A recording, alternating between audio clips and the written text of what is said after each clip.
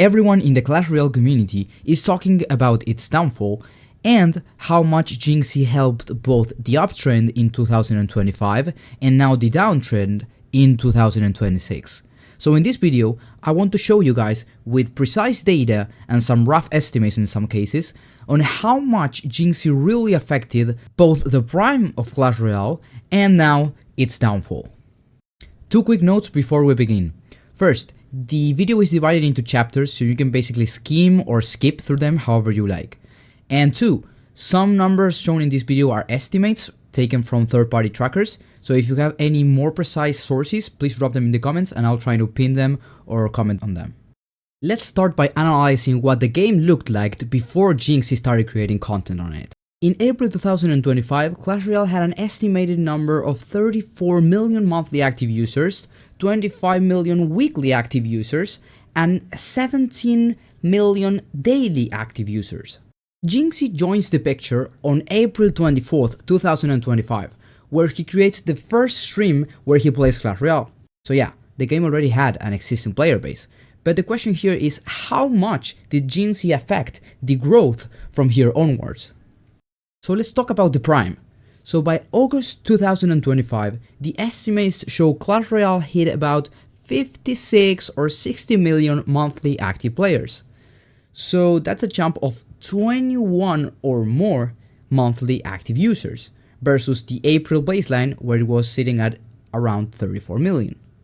And this wasn't just new players. The estimates suggest about 30 million players were reactivated, so were players coming back to the game, not starting at the game. In the last year, tracking from the 7th of February of 2025 up to the 7th of February of 2026, Clash Royale had 70 million hours watched on Twitch, which was more than 300% more year over year, with a peak category concurrency of 184,000 viewers, which means how many people were watching Clash Royale at the same time on Twitch. Now, let's try and quantify how much Jynxzi affected these numbers.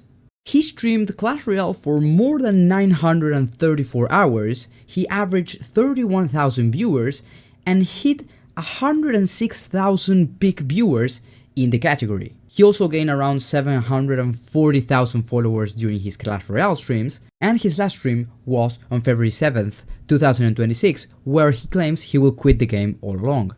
So if you multiply his hours by his average viewers, that's about 29 million viewer hours. Now, if you compare that to the whole category, which had 70 million hours watched, then it implies that Jynxzi could represent roughly 41% of all Clash Royale's watch time on Twitch during this era. And by the way, while I was recording this video, I actually found that he might have had a peak concurrency of 186,000 viewers, which means it's even higher than I thought. So yeah, just a little note here. And this statistic does not even consider both YouTube live streams and YouTube content like videos uploaded to his channel. So you can imagine the bigger impact he had with that. So what can we take from this? Well, Jynxzi definitely had an enormous measurable impact both on Twitch and YouTube that brought attention to Clash Royale. What we cannot prove is how many players were converted or downloaded the game or re-downloaded the game because of this. But what we can do is basically estimate how many players reactivated from this alone. And if we have the number that around 30 million players were reactivated, so re-downloaded the game in the boom, then even if 1% of that reactivation was driven by Jynxzi, that's more than 300,000 players. And if it is a 5%, then that's 1.5 million players. And if it's 10%, it's 3 million players. So I'm not claiming these numbers to be exact, but you can get an idea from this. And by the way, if you're enjoying the video, please subscribe and leave a like because I'm burning my head with numbers here. But a creator can start the fire, but the game has to keep it burning. And no worries, we'll talk about that a little bit later on chapter 6. Now, let me give you a different perspective, which is my personal perspective from both what I've seen and what I've read in the community. And trust me, I read like 100 comments per day or more. As you may know, I'm from Argentina, and I watch both the Hispanic community in general, which involves a lot of different countries, and my personal group of friends hopping back on Clash Royale. Now, I know you'll be surprised by this, but most of my close friends have no clue who Jynxzi is, and I dare to say that in the Hispanic community, probably around 50% or even a bit less know Jynxzi. And I know this sounds a little bit contradictory, because if he led the uptrend, why wouldn't he lead the downtrend? Well, because this is a little bit more complex than most people think. And I also want to say, the uptrend wasn't 100% from Jynxzi, obviously, because if the Hispanic community doesn't know him and he came back, well, what happened there? And a small snippet, and my opinion here, is that some creators, Hispanic creators, started creating content about Clash Royale because of the uptrend Jynxzi started in the US community or in the English-speaking community. So, although he didn't directly bring these people back to the game, he influenced the creators who then brought up their audiences back to the game.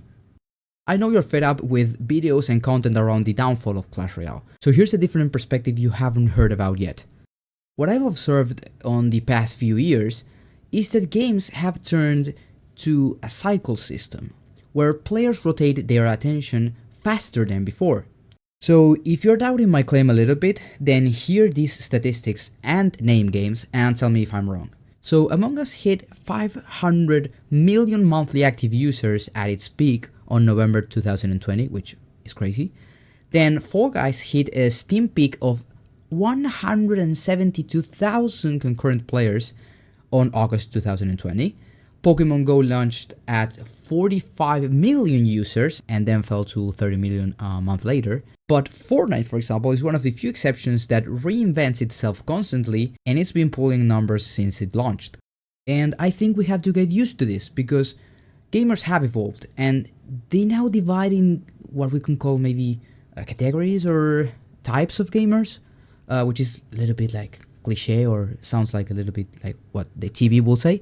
But yeah, and the main player right now, I think it's like the nomad player, which just jumps from game to game, even in short weeks, sometimes months.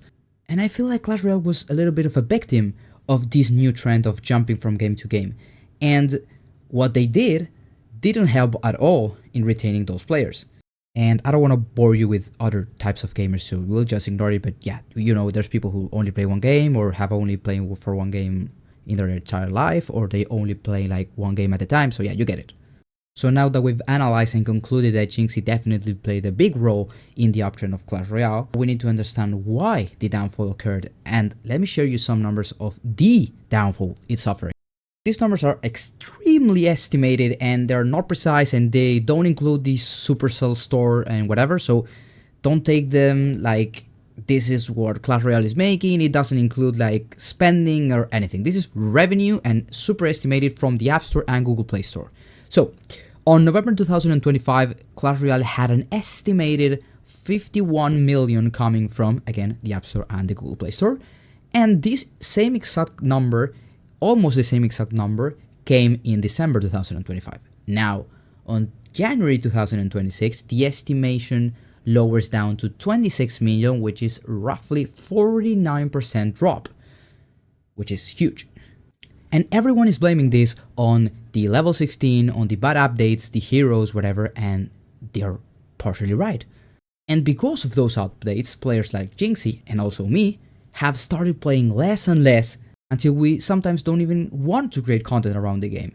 And that's a huge issue. Now, what I want to say in this video, and the different perspective I want to give you guys so you didn't watch this video as being one other generic video about this topic, is that this is not the only reason why Clash Royale is dying. And I think most of it, or a big part of it, is also due to cycles. The cycle is over, people just got bored, played too much, didn't progress enough, and just quit the game. And this is the case of most of my friends who are casuals, and I think it's the case of most players. Now, hear me out.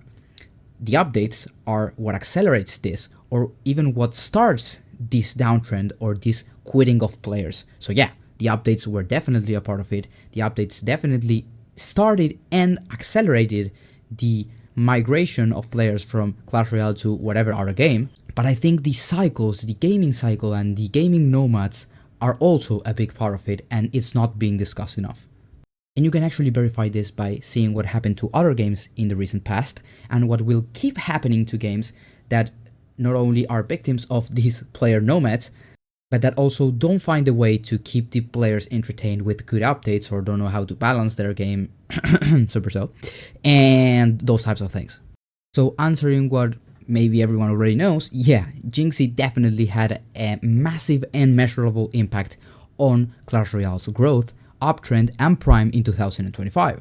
However, we can't blame Jynxzi for the downfall of the game, and I know this sounds a little bit obvious, but at the same time we cannot blame the players. The players are just looking for the best game to play right now, and if a game where they feel stuck or they can't progress enough, or they release an update where you can basically take a year or more to go back to where you were, then players are gonna probably switch.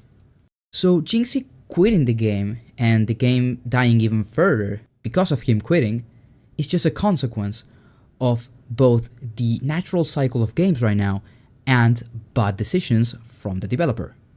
And by developer I don't mean like the people, but I mean like Supercell as a developer of games, you know. I hope this video gave you a different perspective on the current downfall of Clash Royale and also gave you a little bit more insights on how much Jynxzi affected the upbringing of the prime, let's call it, of Clash Royale in 2025. I tried to make this video more energetic, more edited, more produced, so if you liked it, please leave a like and subscribe.